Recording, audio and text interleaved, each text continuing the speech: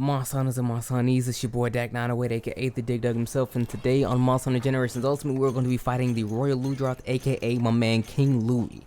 Now, the Royal Ludroth, okay, Lord Ludroth, speak with your lips and your mouth and your tongue.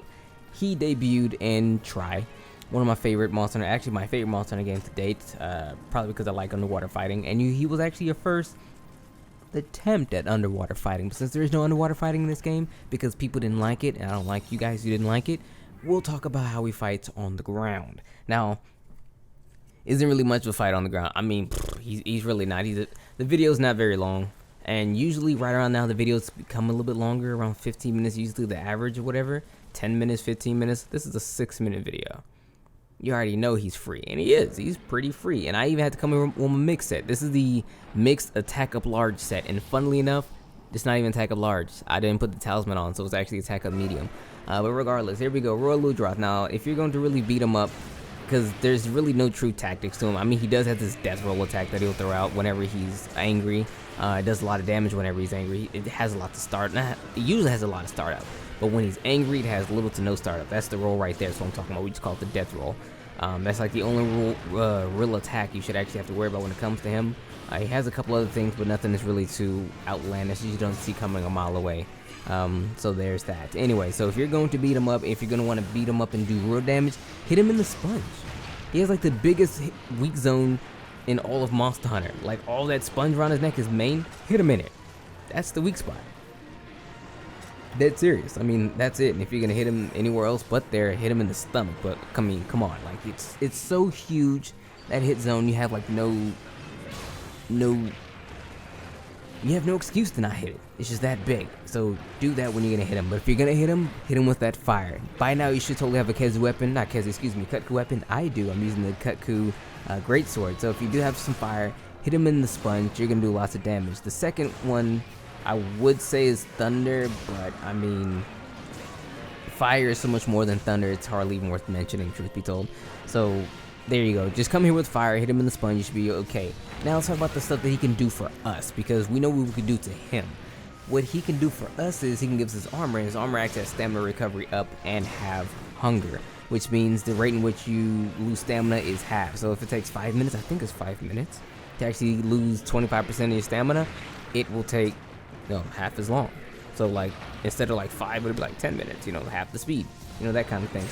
But stamina recovery up is actually pretty decent skill. It's a really good skill to have if you're a if you're an aerial kind of person where you're doing a lot of vaulting off of things, like off of other monsters and the monster itself and items, etc, etc. You get your stamina to be recovered a lot quicker than before, which isn't bad. He used to be a constitution monster, which is really good for lancing. I mean, stamina corrupt's still really good for lancing, but he had other skills about him that made him decent for lancing. But since then, ever since this iteration, they've made his armor less and less and less dope. The one thing that is forever dope, though, is that his armor is actually modeled after like Eskimo armor. So you kind of look like an Eskimo, but like instead of like fur, it's sponges. So it's kind of cool. Lastly, let's talk about his weapons. His weapons are actually very good. Now, if you guys remember the Nibelsnarf weapons that I talked about, how they're very good solid water weapons you're going to end the game, Royal Ludroth weapons are basically the same exact thing. It's just that the issue that I had with the Nibelsnarf weapons is that they didn't give you any slots whatsoever. Royal Ludroth is the kind of opposite to that. He doesn't give you defense, so sometimes give you affinity boosts. He has usually a lot of a lot of water on his weapons. Some not so much, like the lance, and I think the longsword. They don't really have a lot. But weapons who do, like the great sword and the hunting horn and the dual blades, they have quite a bit of water, truth be told. And it has slots, 1, 2, and 3 slots on basically all the weapons, depending on when you have the weapon, of course. So if you're like low rank, you get 1. Max out all the way in G, you have like 3 slots. So it does give you a lot of slots. It does give you a fairly decent amount of sharpness, and the best sharpness, but it's fairly decent, about equal to that of the Nibelsnarf or so, give or take. Usually a bit of affinity, but this time you do have the options for slots. Now, water weapons aren't very often to come by in this game, so usually you'll be looking at Royal Ludroth, Nibelsnarf, or Plesiot. There's maybe one more I can't think of off the top of my head right now, but that's pretty much your lot. So there you go. So the weapons are actually really good. The armor is It leaves much to be desired, truth be told. The weakness of him is hit him in the sponge with some fire, and you should be in relatively good hands. Now, other than that, there's really not much else to talk about when it comes to fighting the Royal Ludroth because he's that free of a monster. He isn't very difficult at all. He kind of wants to put up a fight, but I mean, there's not really much to him, truth be told. He's another just little layover monster that you kind of have to fight just because. Like I said, he used to be better, but at least his armor and everything is still, not the armor, excuse me, at least his weapons and stuff is still good. So if you aren't a fan of fighting Nibelsnarf, fight Royal Ludroth. It'll be a much quicker fight. The weapons are basically the same. And there you go, you have some good water, because pretty soon you're gonna need water, because in a little bit you're gonna venture into the volcano, but we'll talk about that when we get there. But regardless, it's been your boy Dak908, aka the Dig Dug himself. Thanks so much for watching this video, and I will talk to you all on the next one.